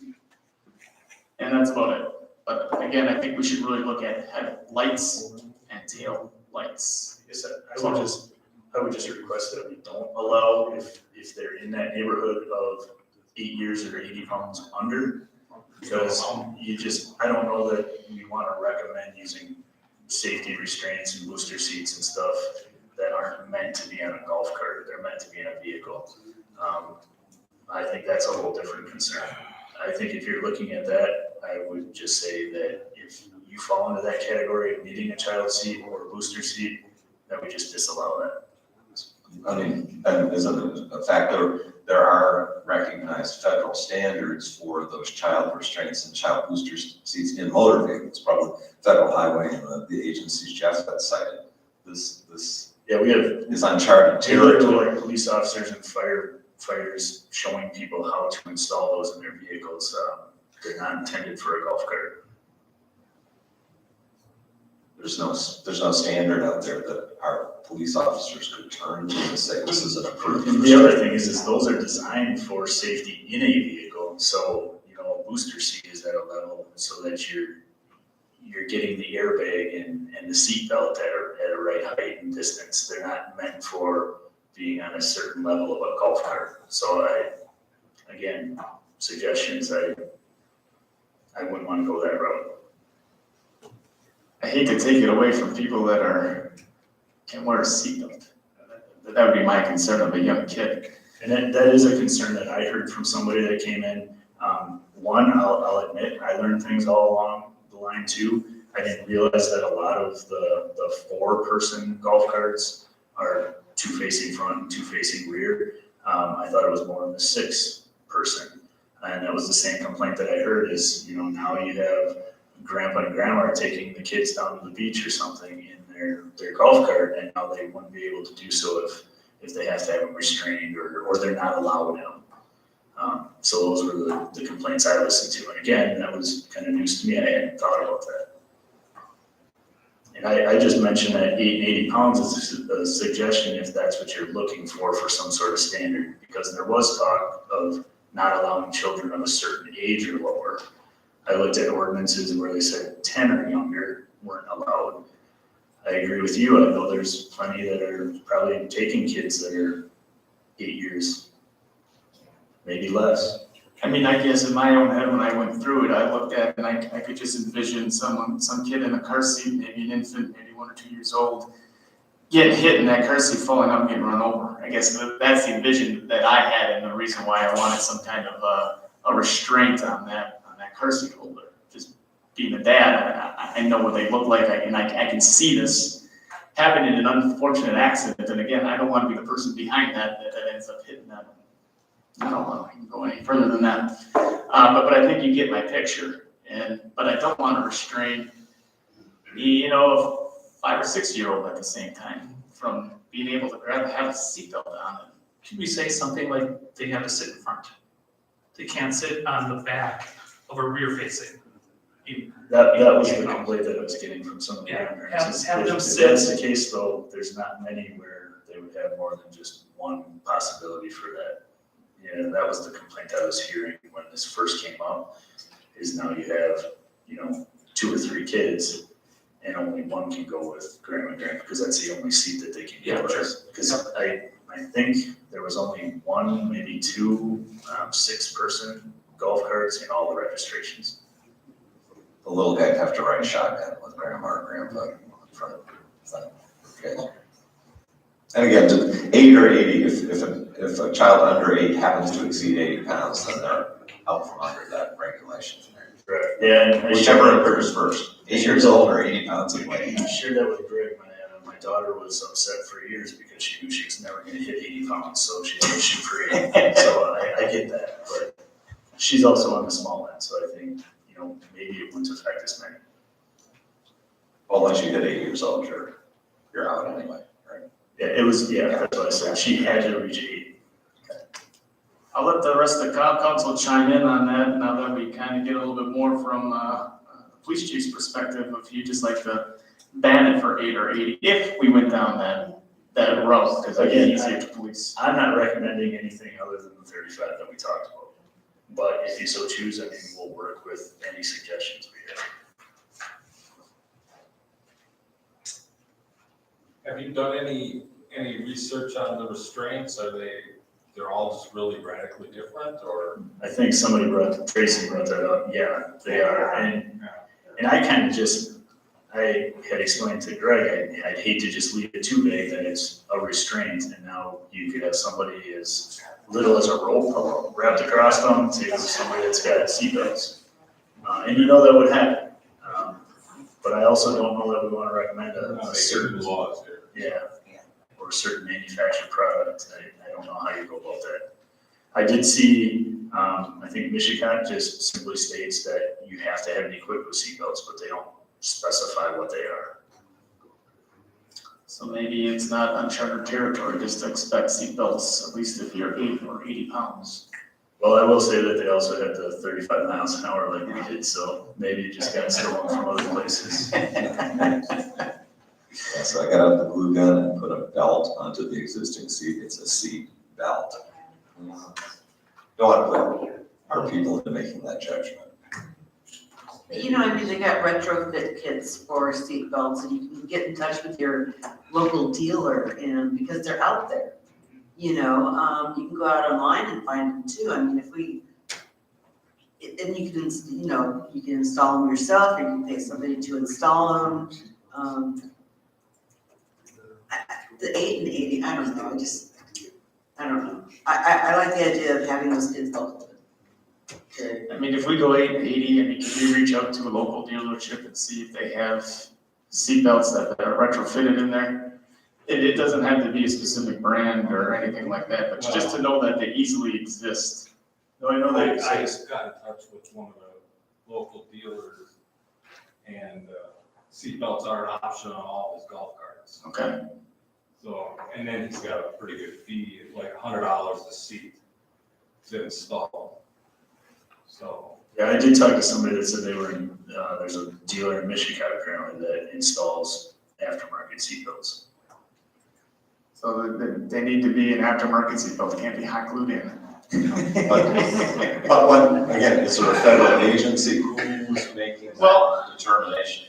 I think if they bring in a receipt that says it's a manufacturer's seatbelt and you look to see that it's put in, I mean, I would say that's part of the inspection, you pull on it, it's fastened in there. And again, I think we're only, from what I hear, we're only making this for 8 years and under. So if you wouldn't have that, then, yeah, no worries. So when we make the ordinance, that you must have seatbelts installed, or you must use seatbelts? Because I can have my cart inspector with seatbelts in it, choose not to then use them. So are you violating the ordinance by not having them installed, or are you violating the ordinance by not using seatbelts? I would say probably both. Yeah, Jeff just reaffirmed that, it'd be both. I think it goes back, if you go that route to whatever seatbelt, maybe it's not 8 years old. I mean, because the concern was that we had kids facing the rear. That was the concern. Maybe it's not just 8 years or under. I think you guys would be just as concerned about a 10-year-old child, a 12-year-old child. So maybe it's 16 or under. I don't know. But I mean, I guess as an eight's a good spot to be, because obviously you're not as developed. As you get older to that age, usually, that's not everyone, but you usually are prone to be more developed. No, you're supposed to sit down. I mean, my daughter's pretty good at it, she's 4, she knows she's gotta sit down. That's not for everyone, I get that, but I think as you get past 8 years old, you should probably know, and that's gonna be the risk your parents take after that, in my opinion. Would a standard be that if it's an aftermarket restraint system that's supplied or approved by the original equipment manufacturer, the OEM for your cart? I mean, that puts a burden on the police too to review that, but at least then there's some standard as opposed to saying, yeah, you went out to a guy who represents, these are adequate restraints, and I'm not dissing anybody in the business, but they put restraints in. I'm hearing the chief's concern about not putting our police agency, and I don't know if that's legislative or not, Jack, but putting our police officers in a position to say, yeah, that appears to be a properly constituted child restraint system when nobody's writing relevant law on that at a federal or state law. I'd at least say that if we go down that road, I'm not recommending it, but if council wants to go down that road, show that the OEM either made this for this model of golf cart or recommends it. Show some literature, show it in writing. Well, if there are written standards and you incorporate them into your process, your failure to follow them would probably be deemed I'm not aware there breach are of written standards. ministerial duty. That's something that you could report back on, but they're not required, period. I'm not sure there are recognized federal or state standards, because shoot, as was noted earlier, the state and the feds don't require them. What I'm saying is if you adopt them, you're gonna be bound by them. I would think that with these seatbelts, I mean, if they're sold as seatbelts, they would come with the ANSI class rating or something, you know, by the manufacturer. But, you know, we really don't know, we're just talking here, we don't really have any proof of anything, so. Right. I think we need to find out more About about it that. before we make any acknowledgement of any kind. I'd agree to that.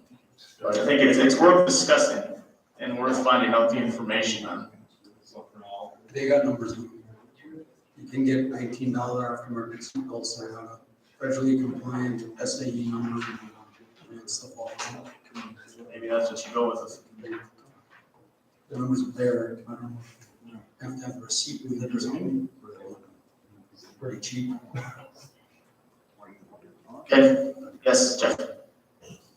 I think we should still look at that kids wearing helmets too. I mean, I hate to go back to the ATV, UTV things though, but there's still all still basically the same. Using them on roads they're not supposed to be used on. Well, in a UTV, if you're under 16, you have to have a helmet. I mean, that's state law. I understand that it's, how is it with motorcycles if you're a 16-year-old? Do you have a choice when you're 16? Yeah, you have to wear a seatbelt on your motorcycle. No. No, I You know about helmets. Pay attention. Sorry. No, you don't have to wear a helmet on your motorcycle, not in this state. After 18. Yeah, I think it's after 18. What about 16? I don't know about Yeah, 16. I thought that there was something, I could be wrong. But it's still something we need to. If you're 16, you don't have your driver's license, wear a helmet. Because statistically, you're not safe. Yeah, I don't know that there's been a change to 16, but I think you still had to have one up until 18. Well, but I'm not, I don't ride a motorcycle. I get that concern, I don't know that I would support it. I'm sorry, if you're gonna mandate that in golf carts, there's a lot more kids exposed on bicycles out there. And, I mean, that's the council's discretion, but it's an interesting philosophical approach as far as government's role. I'll just leave it at that. Okay, so to keep this thing moving along, is there support to look into the seatbelts for 8 years, 80 pounds, to put into an ordinance, at least to look at whether it's federally done and whatever kind of compliance we go with? Is there support for that? If there is, just have a show of hands. 1, 2, 3, 4, 5, 6. There's 7 that are in support of that. Is there support? We're not coming out here with any recommended action, really, because it's not listed. But what about to get our ordinance up to state statutes? We have to do that. Yes. No? You wanna let them get pulled over by the county and the state? I doubt they're gonna be writing a lot of tickets for it. Okay. You should comply with the statutory. I would say you probably should. They don't pass without my vote. Okay, so that's 8 in support of that. What about rear-facing passengers under the age, I gather 18 when spoken, but you can choose that age limit if you'd like. Restricting them to not be rear-facing. I'm showing no support for that. I show 1 support for that. Okay. Go ahead. If they were 8 and under, I'd go with that, don't even let them on there. If they need a booster seat or something, it is ridiculous to try to put it on the golf cart. I would be okay with just them being a safety belt. Yeah. Unless they're in one of the carry cases, and then you'd have to strap that in somehow, but I think it's only to a briefcase. I don't think we're actually get on the car. I mean, you probably should need a golf cart, period, but yes, I think we're just talking not necessarily booster seat, but you have to. I brought up headlights, taillights, plural after sunset. Otherwise, We do currently require. I would plural. Taillight. So I we went want 2 plural. front and back. To comply with the rest of our vehicles that are on the roadway. That was a suggestion that came out of my comments, hopefully not. That's what I want to clarify. And those are brake lights? Yes. Yeah, currently, if they want to operate at night, they have to have at least 1 forward and 1 rear. Okay, they're not lights that are on all the time, there's brake lights? I think there's a rear tail light, just a visual tail light. Okay. So you can see coming up to, so if you have support for that, raise your hand. Wait a minute, That they have both. go from 1 To 2, yes. So 1, 2, 3. Okay, so we're not gonna put that in next week's ordinance. We got, looks like the safety restraints of some sort, safety belts for 8 years and 80 pounds. And that was it, right? Oh, the state statutes, and yes, I'm sorry, right. And to have 2 stickers both sides. I thought 3-inch was thrown around, is that correct? 3-inch? Is there support for that? Okay, that is 9, or 8, sorry, Jason did not. So something more consistent with DNR lettering or thereabouts, or 2 of our Yeah, states. you can see something Okay. pretty easily from, Okay, so we're setting them back with 3. Did I miss anything that anyone brought up that we need to try to include in the ordinance for the next time we meet on this? But we can talk about it. I don't know that there's gonna be a whole lot of support for that. I do think it's gonna have to get looked at.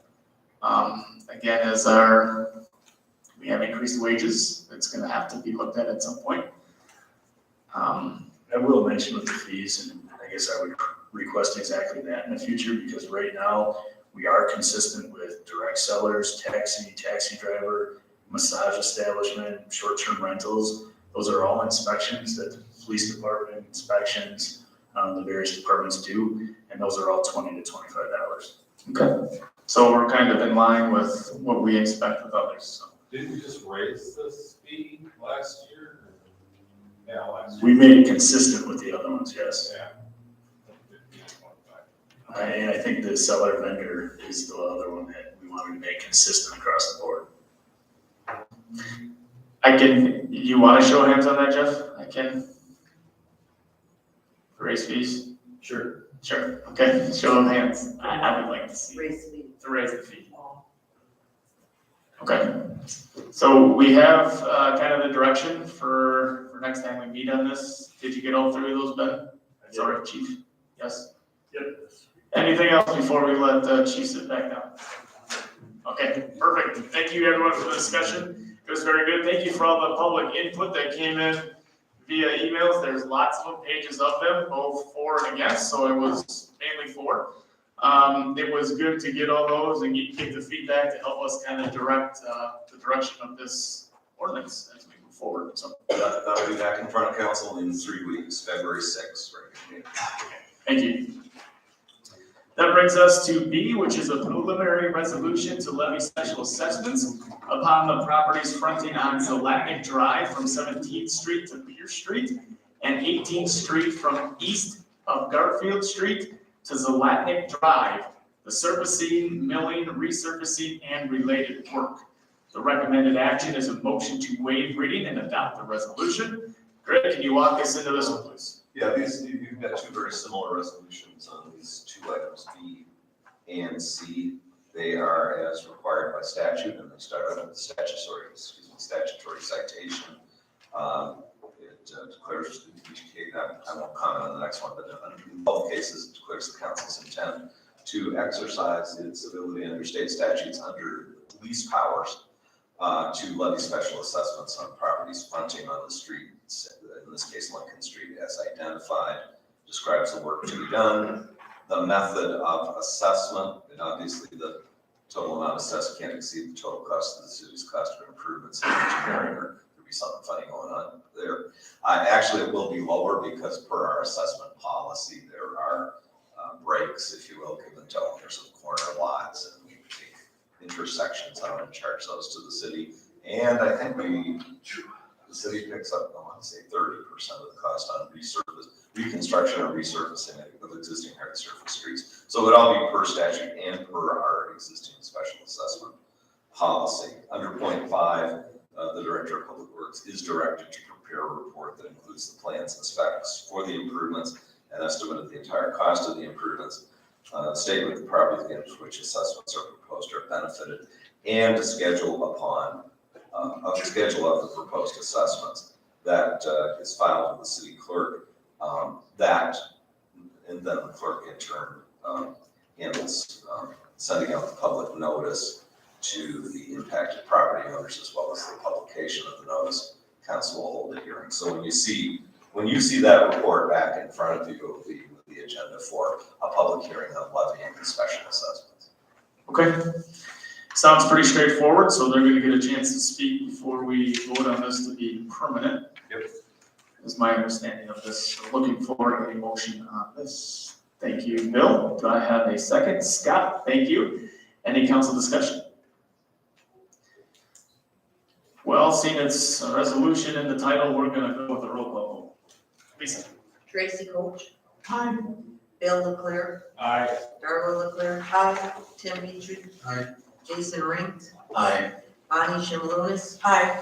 Scott Steckmeister, Aye. Adam Lahosky, Aye. Jeff Dalton. Aye. All in favor. All right, thank you. On to C, preliminary resolution to levy special assessments upon the properties fronting on Lincoln Street from 17th to 22nd Street reconstruction.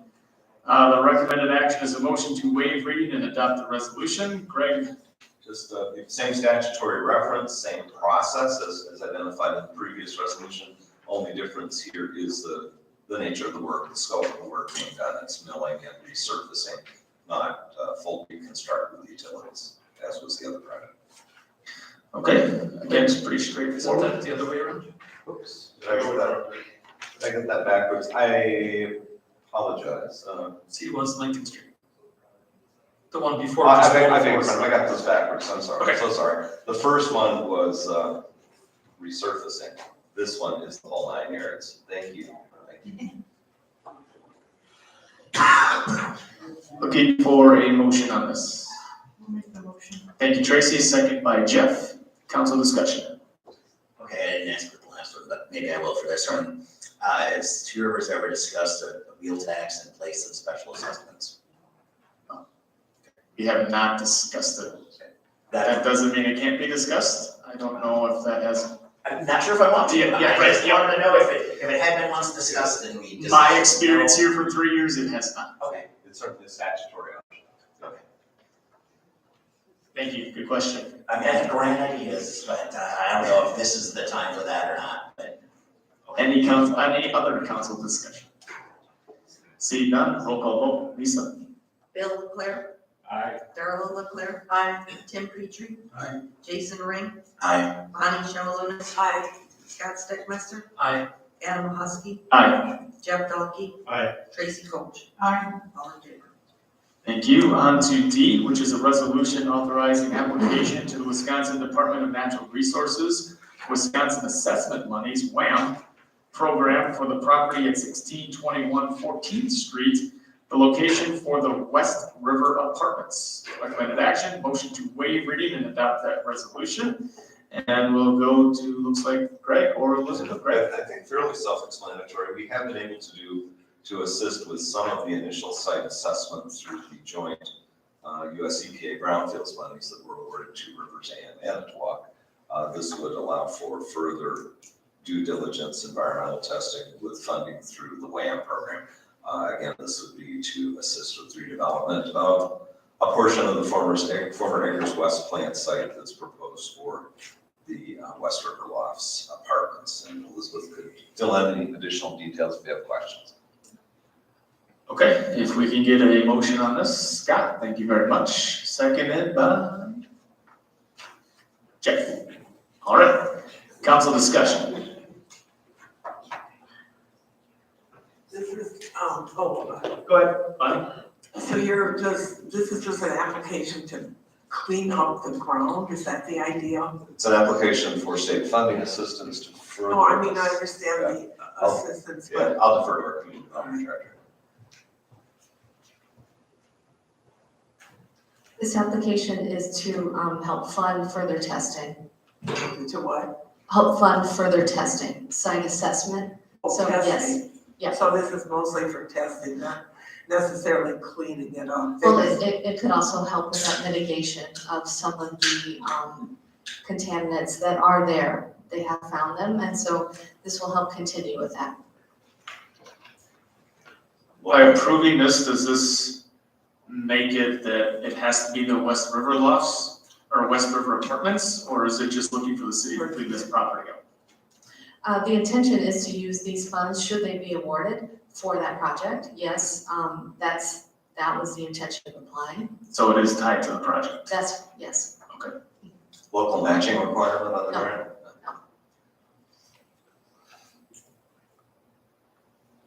Is it for the project or is it for that TID district?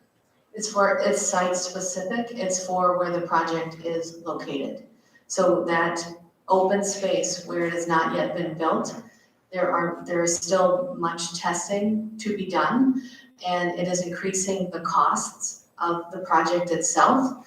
And so this will help alleviate some of those costs by adding additional funds for testing, which requires groundwater testing and just more soil borings in order to get additional results so they can know how to treat the site.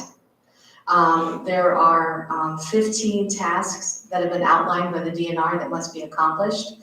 So all of them must be done in order to get closure for the site. And so by getting additional grant money in order to continue to fund the testing for the site mitigation and closure by the DNR, that will help in the budget overall. I was just curious because I thought when we voted yes to even approaching them, that it was meant for the whole TID, not just a particular project.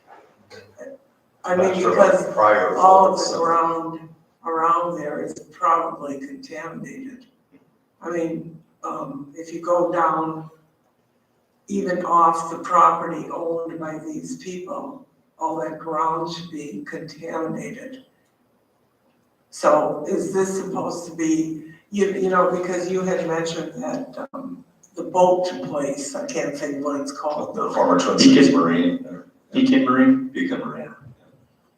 We did talk about that site, but right now there's no proposal from that But what I'm particular board. asking is, Okay. is this still open to all of those businesses around there? This particular grant application is looking to target the West River Loft development. That's what this application is being put forward for. I think, Elizabeth, for either elsewhere in the TID district or elsewhere in the city, are there still monies available from the EPA brownfields assessment? There is. And that only takes the project to a certain level, apparently, like in this Right. case, if We're there's just, we're just trying to supplement that budget. Yeah. So there is other EPA money, should anyone come forward, if anyone's out there and they would like to have their site tested, a phase 1, a phase 2. This grant is available for anyone interested in having their site tested. I don't know that we have applied for WAM previously. But WAM is site specific typically. It is, you have to say why you would like the money and what the project is going to be and what it will be benefiting and what the end result would be for that grant. I'm just curious, is this gonna be that whole empty lot, or is it just this part where the low-income housing thing is gonna The be? affordable housing development is proposed for pretty much, I mean, the building may not sit on the entirety of the undeveloped lot, but it's pretty much, that development's That lot like is. 3 acres or so. It's Correct, that whole lot is green designated triangle for over there. that development. Yes, for the affordable housing proposal. Okay, thank you. Anyone else? May I? This is considered Brownsfield, and you're pulling like from a Brownsfield pot? Yes, that's where the money comes from. Yeah, and that has to be site-specific. That's the program itself, the government program itself is site-specific. That means that next door, if they want to apply, they can, but then that money would be specific for their site, depending on what they may already know as what the contamination is. Anything else? From my understanding, I will probably vote no just because I'm not in favor of the project. And that doesn't mean cleaning up the site. I would love to see that site cleaned up. But I've stated before, there are parking issues there, there are fire issues there that I saw. Citizens, a few of them that I've spoken to, aren't real thrilled about having low-income housing on the south side. I haven't really heard of anyone that said, hey, please put it there. And Are they in favor of cleaning up brownfields? right, I said I would be in favor of cleaning it up, Okay. but that's why I asked if it was tied to the project of the West River Apartments. And when I got that answer of yes, that kind of got me in the right spot. Do I want that area cleaned up? Absolutely. Okay, But then I guess it turns right back to going to that project, and I'm not in favor of the project. And that is my sole reason for that. Any other council discussion on that? Seeing none, roll call vote, Lisa? Darla Leclerc? Aye. Tim Petrie?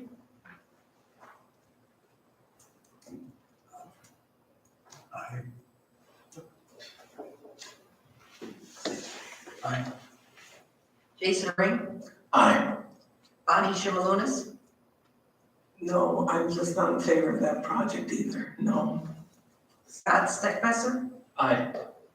Adam Mahosky? No. Jeff Dalkey? No. Tracy Coach? Aye. Bill Leclerc? Aye. 6 to 3. Okay, very good. Thank you very much for a good discussion. On to letter E, which is ordinance amending chapter 2, section 3, subsection 4 of the municipal code entitled Powers of City Manager Appointments, to provide that applicants for employment shall be subject to a criminal records inspection and background check by the police chief or his or her designee. Recommended action is a motion to read and adopt the ordinance, which I believe is going to be read by Chief. Chief can speak to it, and what brings this to council really is codifying practices that are ongoing. Yeah, so, I know discussion was brought up earlier, we do already do these background checks, and criminal background checks for all these, various things that I point out in here, including appointment here with the city, as well as all of our permits that we give out, the ones that I described earlier, the direct sellers, the operator license, et cetera. What I found out through a time audit this year is that apparently we're not the only ones, but several in the state just had it clarified what exactly they meant by a background check. And they would like us to have exactly that there's a criminal history records check as well as the background. Because a background can mean all sorts of things. It's just kind of tying up a loose end, more or less. Correct.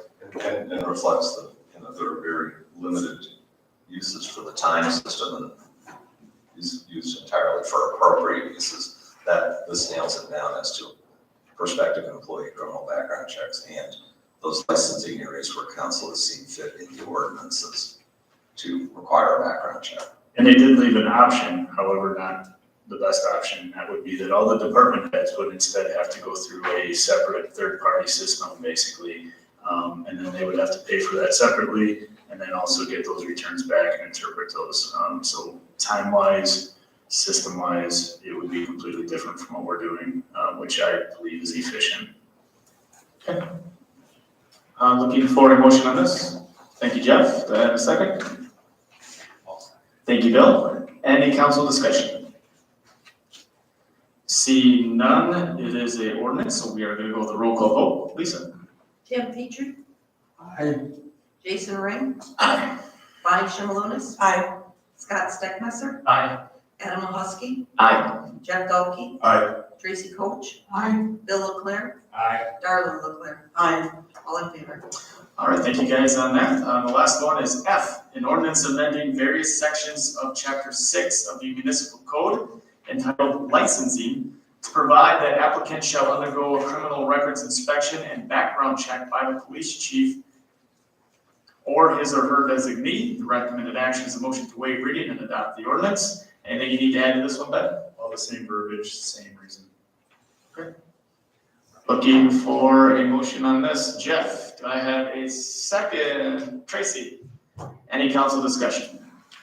I just want to, licensing, do you mean like for, like beer liquor license or bartending, or things like that? Rental property. Correct, and like massage, yeah, they're all in there. Yeah, the very specific ordinance. Taxi cab license. license. Okay, sorry, I think I did, all right. Okay. Any council discussion other than that? See none, another ordinance, roll call vote, Lisa. Jason Ring? Aye. Bonnie Shimelonis? Aye. Scott Steckmesser? Aye.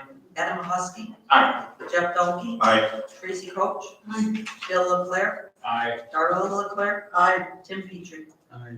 All in favor. All right, Greg, you got for information only? Yeah, just a reminder again, we have 2 work sessions in January. There might be some other minor items on them, but the primary reason for the meeting on January 23rd, a week from tonight, is a meeting with representatives of the school district regarding conveyance of city property Adjacent to L.B. Clark Elementary School, so the school district could carry out the expansion plans of the L.B. Clark campus that were approved in the referendum last November. That is on a Board of Ed night, so we won't see our district administrator or board members here, but their architects as well as their facilities director will be here too. So they're not gonna be here, Not the, like district administrator Not the board electeds. members for questions? No? no, their at Aurora, their facilities guy and their designers will be. Okay. And right now, we have the 30th, the 5th Monday of the month, set for a review of council goals as previously adopted, and any preliminary recommendations as far as changes or, additions, deletions to those goals. And we'll be getting an agenda out. There will be a personnel and finance committee meeting prior to that January 30 meeting. It looks like we've got everybody available on Tuesday, January 24th. So that agenda will be coming out this week for personnel and finance. I don't, were you suggesting maybe we reschedule with the school district when we can have the administrator be a part of that and board members? Well, I mean, I think they want to get going. I guess I can maybe convey some concerns or council members. I mean, we can change it if we like. I just had some concerns. I thought we had some good dialogue with Mike Mathis, our Parks and Rec director, on some things. And just trying to make sure that we kind of get everything out that we need to get out of it, if we can. And maybe council members feel the same way, maybe they don't, but. Otherwise, perhaps, I don't think they have a meeting on the 30th. I'm not suggesting we flip-flop because we need some extra time to work on the goals review, but that might afford an opportunity for some questions to have Diane and. We can add it to that agenda. Members. Yeah, we could add it to that if we need to, if we have specific questions to that, but that might be good. Maybe come to a consensus of some questions if we have them, and then invite them back for the next meeting. If we have, maybe we don't even have, maybe council doesn't concur on everything, that's good too. Thank you for that, Jason. And of course, the next regular meeting is in 3 weeks, February 6th. And there is no closed session requested. I'm taking a motion to adjourn. I'll make that motion. Jeff, second. Can I second that? You can, Darrell, second. Any council discussion? All in favor, indicate by saying aye. Aye. Anyone opposed? Hey, good night.